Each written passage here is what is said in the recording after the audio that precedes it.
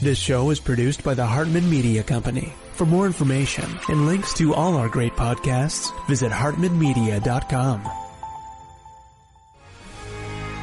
Welcome to the American Monetary Association's podcast, where we explore how monetary policy impacts the real lives of real people and the action steps necessary to preserve wealth and enhance one's lifestyle. Thank you, listeners from 189 countries worldwide joining us today.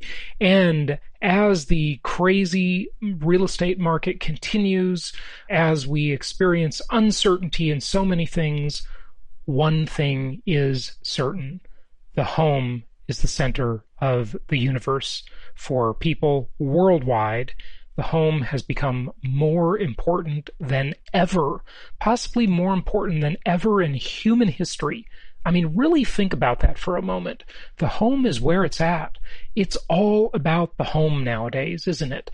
And guess what market is leading the nation in terms of the largest net in-migration for the last 2 years?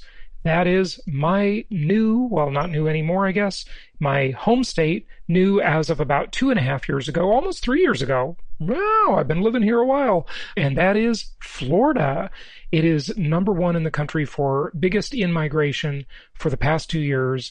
That's about 610 people every single day move to Florida. Okay, 610 people per day. And that number in total is about 223,000 people, but 610 people per day moving to the state. So like I've been saying for the last couple of years, Florida is the new Texas. Texas was very good, and we put a lot of investors in Texas. We helped them buy through our platform and experienced great returns. I know I did because I was one of those investors, and still have several Texas properties, and they're great. So also, I don't want to forget this, but ask your investment counselor about our new upcoming webinar. That's not the one we're running this week. That is on Alabama, but we got a new webinar on a new team and a new market. It's actually everything old is new again, as they say, right? It's not a totally new market because we have been in this market a few times throughout the years in my 16, 17 years of doing this now, and that is Charlotte, North Carolina. A beautiful city. I love Charlotte. I'm a big fan. If North Carolina had no state income tax, I would have seriously considered moving there. But it does have state income tax, so I really like it where there's no income tax, so I picked Florida. So anyway, we will have a webinar coming up on Charlotte for you, I believe, next week. We will get that out to you. So talk to your investment counselor about that. This week, though, we've got Alabama, an updated Alabama webinar for you. And that is playing, we're doing that one tonight. I don't know if you'll hear this soon enough. So we're also doing it on Sunday. So go to jasonhartman.com/sweet home, like Sweet Home, Alabama, jasonhartman.com/sweet home, and you can check that out, and I think that'll be great. So property prices up 6.7%, making their fastest yearly growth rate since 2014. That's according to CoreLogic. On a month-to-month basis, values rose 1.1% for the month, and that was just from September versus August. We saw a 1.1% increase in housing prices. This is just reflecting a drastic shortage. And remember back in February, I taught you about probably what was a new concept. And that was the concept. It's not a new concept, but it might have been new to you. I hadn't talked about it on the show before, I don't think. And that is the idea of supply-demand shock. Supply-demand shock. And that is exactly what we're experiencing now in the price of these commodities that make up the ingredients of a home. Certainly lumber, we've talked about that a lot on the show, the lumber price increases. But all of those commodities that are the ingredients for a house, pretty much all of them have experienced a fairly dramatic rise in prices due to this supply-demand shock that I predicted back in February. And in COVID years, February was like a lifetime ago, wasn't it? Okay, the big institutional builders, I've touched on this one before, but again, a lot of faith we're seeing in companies like Tricon, Residential, Invitation Homes, American Homes for Rent. They are all outperforming the S&P in terms of their share prices because investors believe that they are doing the right thing by trying to gobble up more suburban home inventory, and they have one of the most important things you can ever have as a business or as a landlord. And hey, landlording is a business, right? And here it is. You ready? This is one of the most important things you can ever have as a business or a landlord. You ready for it? It is pricing power. Pricing power. That's what you want. And that's what landlords have right now. And these institutional landlords are increasing their rents. They are seeing pricing power. They are experiencing the ability to increase rents because the demand is so high. And the market just says, look, provide us with more rental housing, we'll pay higher prices. And that's what people are doing. So a very, very significant move. Now, the expansion of rental housing has been very dramatic. So I'm looking at a chart right now, and maybe I'll share this with you on one of our live events or Zoom calls or something so you can see the visual, but I'll just explain it to you. And this might end up on the YouTube channel, I don't know. But back in the prior peak of the market, that was the impetus toward the Great Recession, okay, back in 2006 era, there were about 10.5 million single-family homes as rental properties in the United States, okay? And now you've got over 16 million. And here's what's interesting. When you look at these charts, these economics charts, most of them, when they go over time, they will take the span of the recessions and they will mark them in a light gray so you see where those recessions are. Now, it has been a steady upward trajectory in the number of rental housing units for single-family homes in the U.S. all through these times.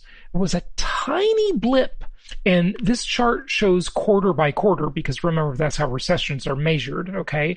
A recession, the technical definition, 2 consecutive quarters of declining GDP, gross domestic product. And there was one quarter, just one little quarter, where it was even, where the number of single-family home rentals stayed even. It did not increase. But overall, looking at this chart, a steady upward trajectory. What does that mean to you? Well, it means a few things. Number one, it means that more and more people are attracted to the asset class. The most historically proven asset class in human history is income property. Been saying that for a decade and a half easily, if not longer.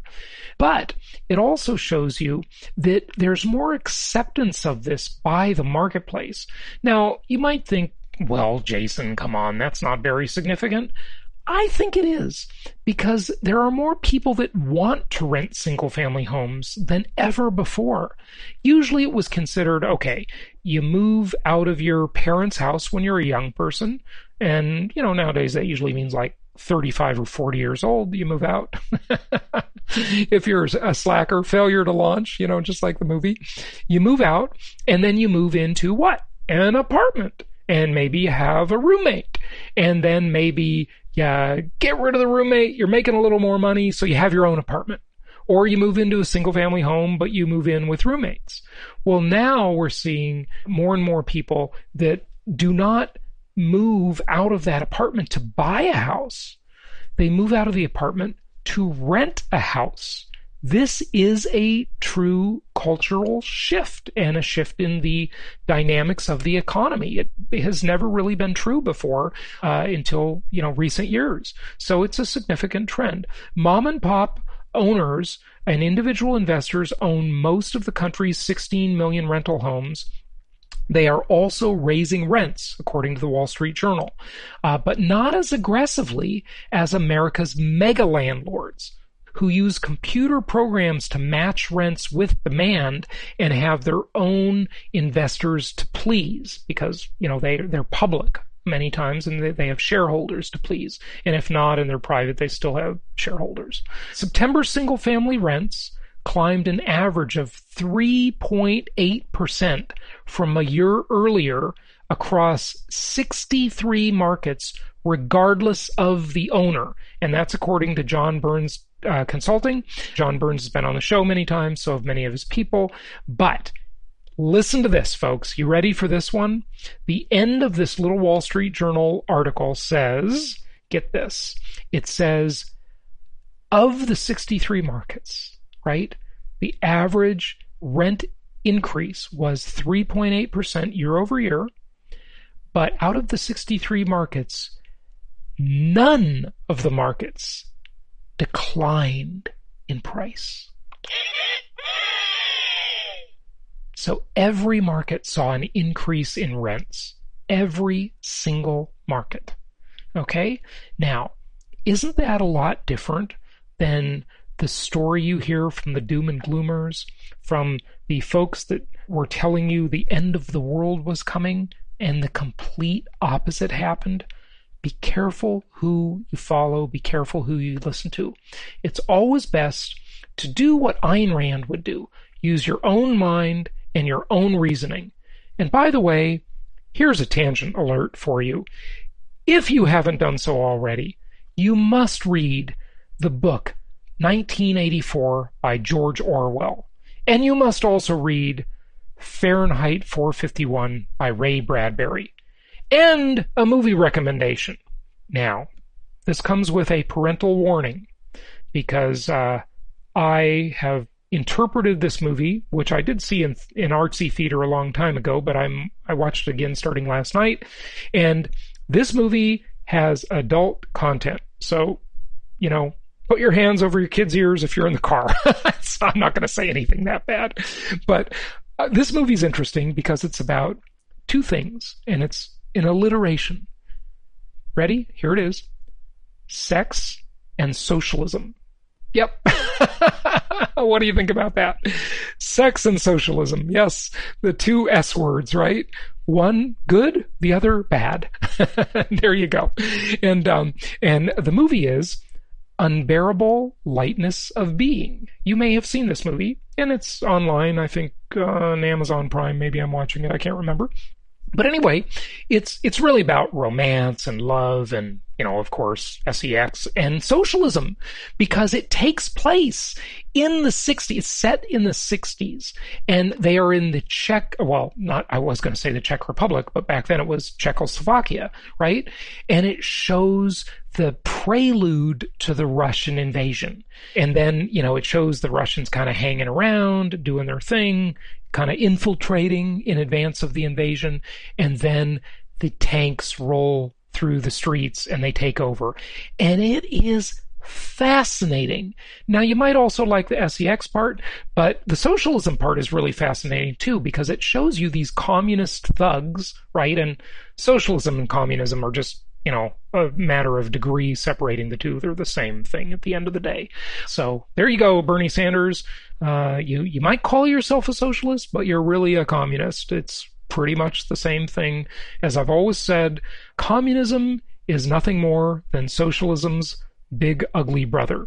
So watch that movie. It's really quite good. It's a bit of an artsy-fartsy movie, but it's actually quite excellent. I'm not finished with it yet. When you rent it, you got to finish it in 48 hours. So tonight, got to finish that one because it'll expire, and then I'll have to pay $2.99 again or something, right? But it's quite a good movie, and it really just shows you how that happens and how people are thinking about it before it happens, and how people in the socialist, communist type of environment start ratting each other out and betraying their friends. And what's really interesting about it is what you see today. It's so parallel to what we see today with these big, disgusting tech companies like Alphabet, Google, whatever, same deal. Facebook, Twitter, the biggest offender of them all, right? Jack Dorsey, aka, Charles Manson lookalike. If you didn't see Jack Dorsey lately, look it up. I don't want to say Google it because, hey, Bing it, okay? Well, Microsoft is a big, ugly tech company too, but I guess not as bad because they don't play in the same space as the others. But they're totally censoring us, right? Remember something, folks. You can't hear the dogs that don't bark. What does that mean in the current environment? Take, for example, the election and voter fraud, right?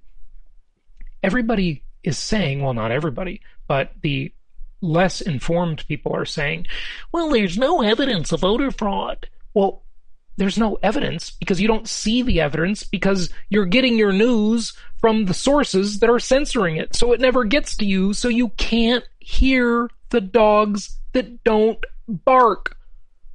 Woof, woof. If the dog doesn't bark, it doesn't mean something didn't happen. It just means that you never knew about it. Okay?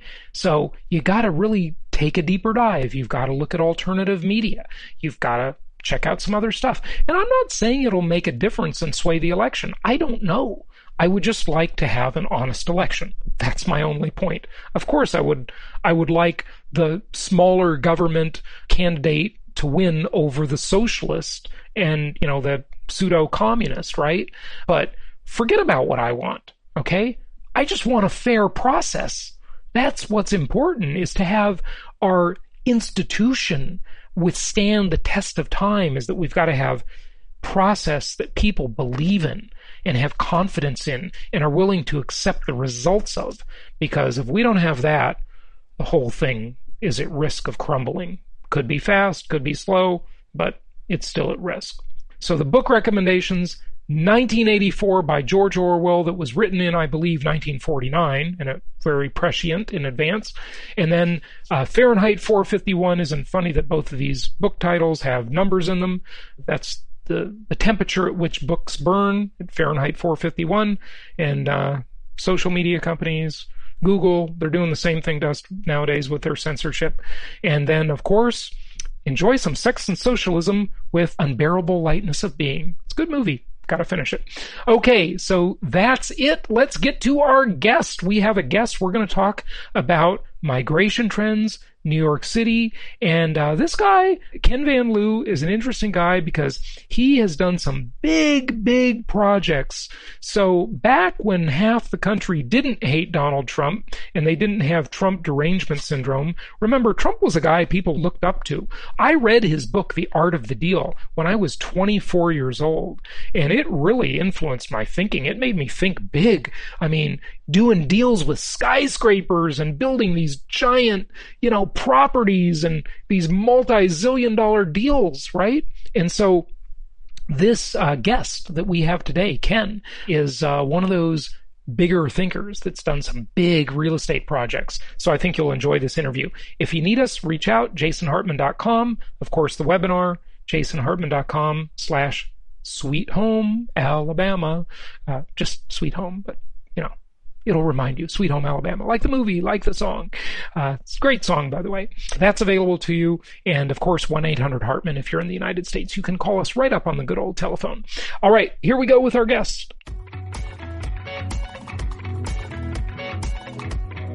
It's my pleasure to welcome Ken Van Liew to the show. He is the author of The Modern Wealth Building Formula. And this book is about thinking big. It's, I'm going to call him, and this used to be a positive thing. Now with half of you, it's positive and half of you, it's negative. I'm going to call him Donald Trump Jr. because he's all about developing, high-rise properties, big projects, thinking big, New York City, crazy stuff like this. So, Ken, welcome. How you doing? Awesome, Jason. Thank you so much. We've done some work for Donald, but I'm just like everybody else, putting on one leg, pants one leg at a time, Yeah, having a good time. exactly. Good stuff. Well, explain to us at the core, if you would, Ken, what is the modern wealth building formula, and how does that differ from the old fashioned wealth building formula, maybe? Yeah, sure. It's literally a combination of, extensive real estate experience, a little bit of school of hard knocks on the MBA side, after a few master's degrees, and a lot of personal development with guys like Tony Robbins and Jack Canfield and all that kind of good stuff. But, starting out with $10 a week and, after a 6-pack and washing my clothes, was always a challenge for me. Thank God I had the meal plan. But, after a 6-year plan, I went out on a journey and I created a formula that created, modern wealth for me early on in age before I, was financially free, and had the wherewithal to kind of move it forward. And what I really found is, like you'll hear the old cliche, it's about mindset. But when I started, I really didn't have any money. And I was fortunate to, get a job building skyscrapers early on the waterfront. And, in watching that, I always figured, well, you have to be born into the family. But around 1997, I decided to take a leap, and, it was after winning a site design award, how would I create modern wealth? So I always figured, if Robert Allen could buy a house with no money down, I could build a skyscraper using other people's money and other people's experience. But through personal development and, me being able to find, fund, and facilitate large deals and to put together a system where people could use it, it really created a whole new modern wealth process, which included integrity-based influence mastery, process mastery, and sales mastery, which what I consider what makes it a modern wealth building formula. Mm-hmm. Part of that formula, I guess, if we call it the money part or the business part, the sort of direct part, would be syndicating big deals, raising money, finding deals, raising money for them, and developing them, right? Correct. Whether it's a business, real estate, you obviously need a reliable source to find things. It's easy to find deals. The key is finding profitable deals, being able to fund them, because, as most overachievers, you get started, you get your first deal, you get hungry, you want to do a couple more. There's always challenges with funding. So, I believe in presentation leads to unlimited funding. And then there's a whole facilitation process to that all. There's many cylinders firing at one shot. As you're finding and funding deals, you need to be able to execute, especially when you're going to develop. If you're buying, large complexes, buy and hold, there isn't as many moving parts. Of course, you have the value add component, but when you're developing real estate, during that whole finding and funding and facilitating, when you're getting into conceptual designs, et cetera, you really start to build that project on paper. And this is what the modern wealth building formula allows you to do. It allows you to really look at the entire spectrum, know where you're at, like in the lineup. I do some references to baseball, and it gives you a great head start in any entrepreneurial spirit, or really just helping people get to the next step. Yeah, sure.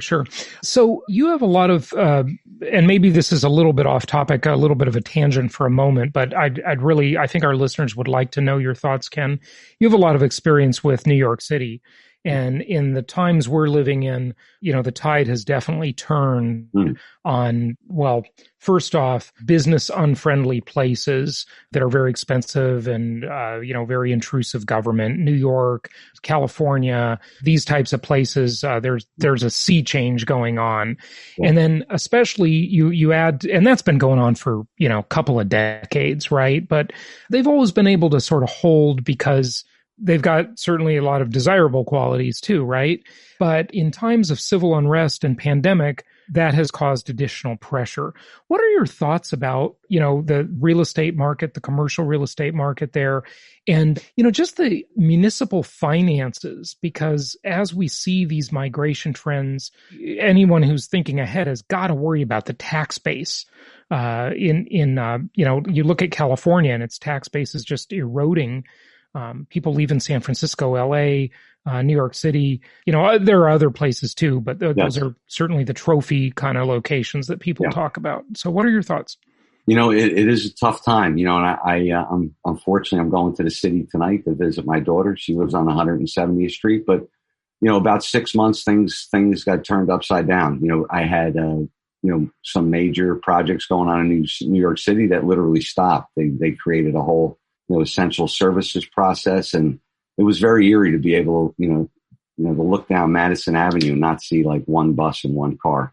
Yeah. And that led to, me really looking at, how do I lead the industry through this? That's just the construction industry struggles, let alone a little bit of what you mentioned, the stuff that's been going on with, for years in the legislature and devaluing New York City real estate, which is disheartening, especially when things like this occur where, there's been such an exodus, and it's a little scary. And I sit here and, I hear a lot of mutual feelings because the surroundings of all my friends being in the metropolitan area and in real estate are just absolutely killing it because people are leaving New York. But that leaves me with, well, how can I help New York?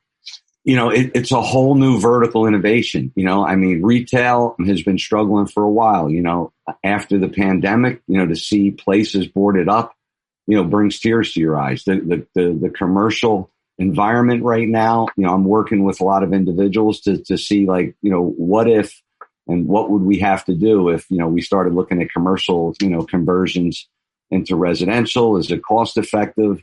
What's really going to happen next year? Because, more and more you're hearing companies that people just aren't going to go to work. So and when you say commercial conversions to residential, it's hard for me to think of what would apply to that in New York City. You mean office space to residential? Yes. Because it's certainly not going to be ground floor retail turning into residential.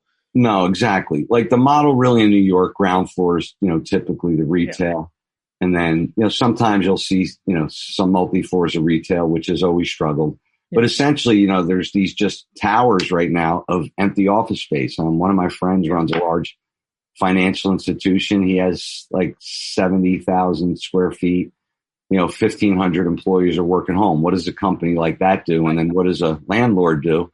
Does he start going, wow, maybe I should convert my commercial building into residential, But Ken, I can't imagine that would work because first of all, yes, there is more demand for residential than there is for office, but still that demand is also declining from where it was before. And the expense of doing that conversion, it just doesn't seem like it could possibly be economical. You're exactly right because, sale rates in New York City are dropping like skyrocket where in discussing where you used to be able to sell things for $1,800 to $2,100 dollars a square foot and you have an existing building that you can convert for, $100, the numbers may still work, but you're right 100%. And the first conversion would be hotels to residential because they already have the bathrooms in them.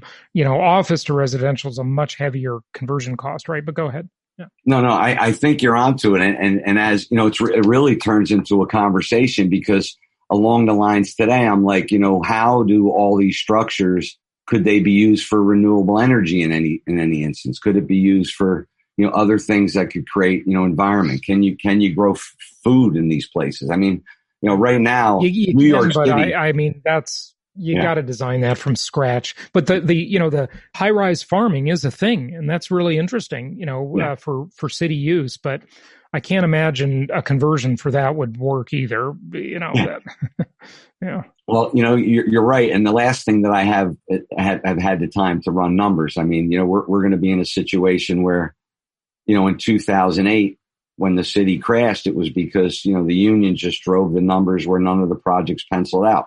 I think there's going to be just a massive adjustment. And I'm not sure there's going to be any market, for discounted real estate in New York. It's, it's depends how big kind the of a crystal ball, to be honest with you. Everything has a buyer at some price, right? Yes. But the problem is you have this floor set by construction cost. Yes. And nobody's selling below construction cost, or at least not much below construction cost. So the conversions just won't occur because if, the developers will never do it if it doesn't make sense, right? That is correct. Yeah, it's a real tough cookie to, to see how this is going to roll out and what's going to happen. It's just a real question mark, isn't it? Yeah. And, I hope, that it doesn't get more unrest. It's just, it's kind of silly. Like we really need to, one of the micro distinctions I made yesterday, was, it's no longer, focusing 10% on the problem and 90% on the solution. We got to go like 1% on the problem and 99% on the solution, Yeah, right. You mentioned Madison Avenue. Do you think that, the thing that it seems like it would be the decision maker on whether or not those retailers that have had their glass broken and their stores looted, some of these are high-end, beautiful, or maybe I should be saying Fifth Avenue, actually, but whatever. I don't know New York that well, but Fifth Avenue is where the shopping is more, right? And so it seems like it won't even be a decision of the retailer of whether or not they want to reopen. It's going to be a decision of their insurance provider and whether or not they can get insurance again. And I would imagine that if anybody's going to insure in these areas, they're just going to charge through the nose, right? Yeah, the insurance business is definitely thriving right now, and that's another whole game. But yeah, I think you hit the nail on the head because, the other market that's really getting hammered is the whole hospitality, and the biggest thing that I keep hearing is it's the jumpstart, like, just to stock some of these restaurants to get moving again. You got to put down $150,000 just to get the liquor stocked up, so to kick these restaurants off again, the same thing's happening for these retail stores. And then the market, with people losing their jobs isn't pushing them to open either, so, the real decision makers are going to go, are these, flagships cost effective, which in most cases on Fifth Avenue, they are, but there have been, a lot of retail stores, that you see are going under, hand and foot. So it should be interesting, what are we going to do with malls? That's the other thing. that didn't apply to New York City, right. But in the more suburban shopping mall market, yeah. I mean, Ken, I don't know. I'm not an expert in this and I haven't really had a lot of time to study it, but I just don't see a very effective conversion for shopping malls. I see how, Amazon can buy the Sears big box in the mall. Yeah. And use it as distribution. You got a lot of parking for vans. You got a big box there. You can turn that into a distribution center. But the rest of the mall, I mean, what are you going to turn that into? Office? Nah, it doesn't work that well. Residential? Nah, it doesn't work that well. I mean, I just don't know what works in there. And maybe I'm not seeing it, or I haven't seen the conversion plans that would work. Certainly you can bulldoze it and use the land, but that's hugely expensive to just start from scratch, right? Yeah, and some of the ideas that I originally had, you see some of the things they've done in China, but some of those places there are also vacant. So whether you try to create some type of destination with a footprint that you already have, I don't think you'd ever hit the highest and best use. And it's not like those, mall sites are going to go cheap, Yeah. But well, they might go really cheap. We'll see. Yeah, I mean, that's, honestly, in today's market, I'm actually happy that I'm in a couple entitlement, deals right now because it's slowing you down, right? Well, it's slowing me down, but it's still positioning for nice value, with markets that I think, are still there, Mm-hmm. But it's very select. Self-storage is doing real well. Industrial still, killing it in this area, mm-hmm. and residential strong outside. That's interesting. You mentioned self-storage. I'm glad you brought that up because I've looked at that asset class extensively. I have not done a self-storage deal yet. So far, I really just like housing, but I'd say after housing, self-storage is my second favorite. Right. And I like housing in the form of single family the most, and then mm-hmm. apartments, and then mobile home parks. But I kind of wonder how self-storage will fare ultimately. And here's what I mean by that. Just thought experiment with you for a moment. If we have, millions of people moving from cities to suburbs, now suddenly they've got a 2-car garage or maybe a 3-car garage. They've got a bigger home with lots of space. They can get their junk out of storage and now put their junk in their house again, right? So, what happens to self-storage? I don't know. It's sort of hard for me to understand that one.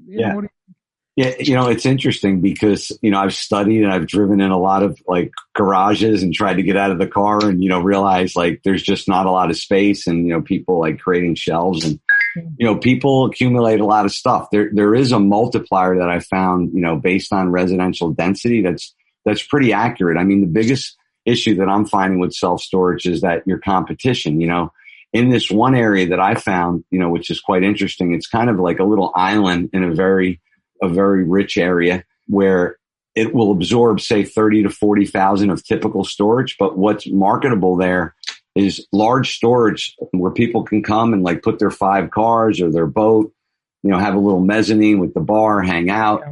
They buy these, for a few $100,000. They allow you to lower your debt on the self-storage. So, right.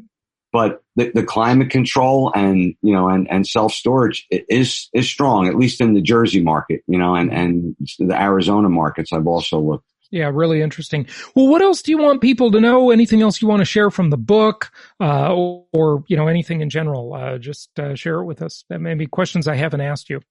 Yeah, I think if you're interested in real estate or any type of business, the modern wealth building formula really give you a whole new outlook on a different approach that works. It enables you to, find, fund, and facilitate any type of business, any type of real estate. I've tested it and proven it with wholesaling, fixing and flipping, commercial buy and holds, high-rise development, entitlement work. And it's just, it gives you the motivation and the ideas that just you may not see, gives you a new vision and change your vision, change your life. Good stuff. That's Do you have really a website you want to share with people, Ken? I do. I'm easy to find, kenvanliew.com. Mm-hmm. Go to kenvanliew.com. You can click on Discover Now, give you some free goodies, and reach out to me, get in touch with me. I'd love to talk to you. Excellent. Good stuff. Ken Van Liew, thanks for joining us. Thank you, Jason. Thank you very much.